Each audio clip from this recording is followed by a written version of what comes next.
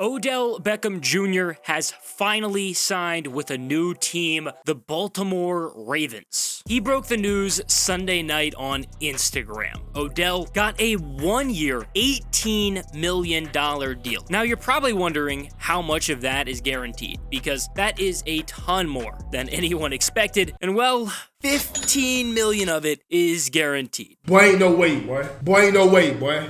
Boy, ain't no fucking way, boy. That is crazy. Odell did not play at all last season after he suffered a torn ACL in Super Bowl 56. There were a lot of rumors of where he may go during this past regular season, but it sounds like the knee injury was much worse than we originally thought, and it did stop him from playing until now. We last saw Odell play in 2021 for the Rams. He ended up catching 5 touchdowns in 8 games, and he was really good and really important during that Super Bowl run. And it all came after he was actually released by the Browns during the season. He had pretty much become a complete afterthought in Cleveland. The Browns had traded for him in the 2019 offseason, and he had a really good first season with 1,000 yards, but had a season-ending ACL tear in 2020. And it turns out that ACL tear was really bad and never truly got fixed. In 2021, he only had 17 catches in 6 games before he was traded. We haven't quite seen that Odell of old form from his time with the Giants, but he was a dog. He was a first rounder in 2014, and he came into the league and won Offensive Rookie of the Year and had over 1,300 yards in each of his first 3 seasons. He got that big 5-year, $98.5 million deal in 2018, but was then traded the next offseason, and now he's on his 4th team in 6 years. The Ravens signing Odell Beckham Jr. definitely feels like some kind of gesture or goodwill towards Lamar Jackson. Kind of saying like, hey, look, we actually did get you weapons. The Lamar Jackson situation has been the biggest drama in the NFL this offseason. Lamar and the Ravens, they just can't seem to agree on a contract, and Baltimore decided to use the non-exclusive franchise tag on him. He'll make only $34.2 million. Yes, I know I said only. That is a lot of money, but Lamar should be getting more. His market value is worth more. Of course, a team could offer sheet him, but ultimately the Ravens will probably match that, and even if they don't, that team then has to give up 2 first-rounders. There's no doubt that Lamar Jackson has been incredible for the Ravens. He went from the last pick in the 1st round in 2018, and now he's 45-16 in the regular season, has won an MVP, and owns a handful of NFL records. Even through all that, the Ravens haven't done a very good job surrounding him with talent. The Ravens wide receiver room is one of the weakest units you'll ever see. Before signing Odell, Baltimore did not have a single wideout with a 1,000-yard season under their belt, and you probably didn't even know over half of them. Rashad Bateman was a first-rounder in 2021, and he was supposed to help the Ravens solve some wide receiver problems. He had 500 yards as a rookie, and he ended up missing most of last season due to foot surgery. 2020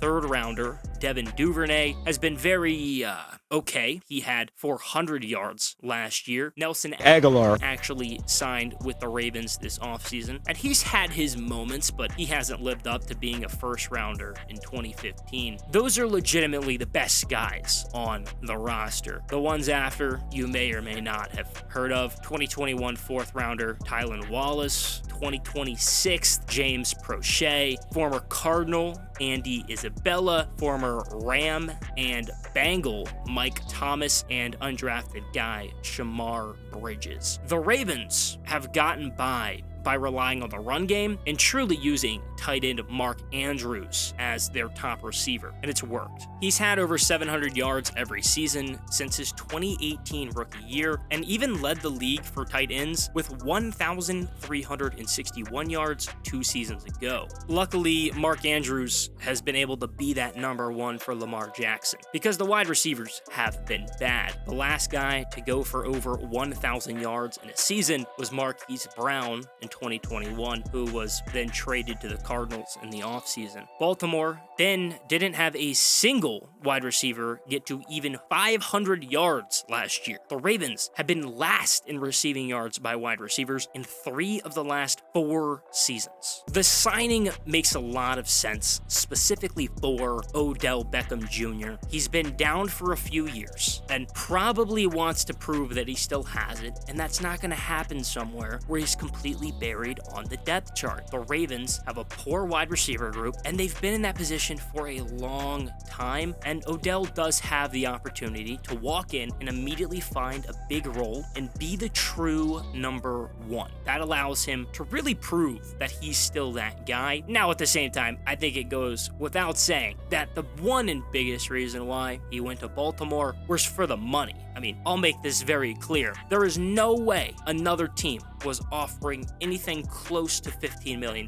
guaranteed. I'm still baffled he got that much money, and that makes it a bit of a no-brainer for him. The real question is really why exactly the Ravens offered him so much. Baltimore overpaid. I mean, that's obvious, but why? And well, the Ravens, they're desperate. They will do literally anything right now to keep Lamar Jackson happy, keep him in Baltimore, and they need to be able to say that they brought in weapons to help him, and that's what Odell Beckham Jr. does. Lamar Jackson was clearly pretty excited about Odell coming to Baltimore. Lamar ended up posting a picture of him and Odell on FaceTime on Instagram. Odell also shared a photo of his son wearing a Ravens jersey with Lamar's number 8 when he was announcing that he was heading to Baltimore. So clearly Lamar is somewhat happy with the Ravens right now after they went out and got Odell. This is definitely set up to be the best wide receiver group that Lamar Jackson has ever played with. His rookie season was the best he's had so far, and that was a pretty washed Michael Crabtree, Willie Snead, and John Brown. It wasn't that good. It wasn't anything crazy at all, but it's still better than what he's had over the years. Now, Lamar Jackson will have Odell Beckham Jr. as his true number 1, and if Rashad Bateman can actually stay healthy, he's a solid number 2. That allows Nelson Aguilar to be in the slot where he's been the best in his career. The Ravens now need to fix their depth, and Baltimore might not be done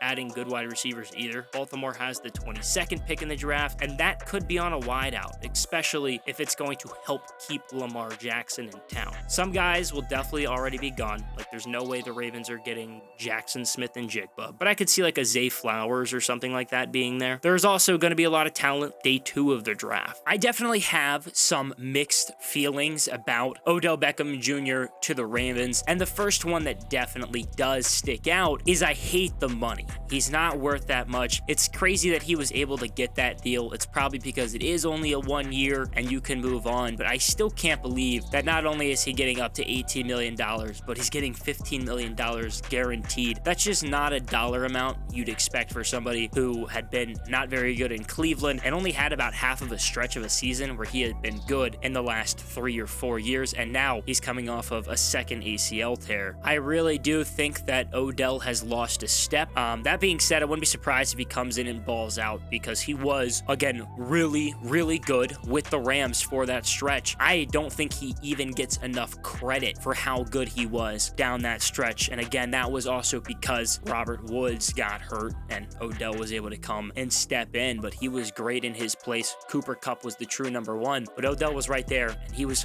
fantastic. I don't like the money, but I understand it. Right now, the one most important thing and the thing that everything revolves around is Lamar Jackson, keeping him in Baltimore. And if Odell Beckham Jr. is what's going to do that, that's exactly what the Baltimore Ravens have to do, is give somebody a bad contract, because it's only for 1 year. And at the end of the day, even if Odell is playing somewhere else next year, who cares if you get your franchise quarterback actually on a long-term deal and actually to stay in town. I don't know what's going to happen. I don't know if Odell is going to be any good. I don't even know if Lamar Jackson is going to be on the Ravens next year. But at the very end of the day, I am excited to see what happens, and Odell Beckham Jr. makes the Ravens a more exciting team.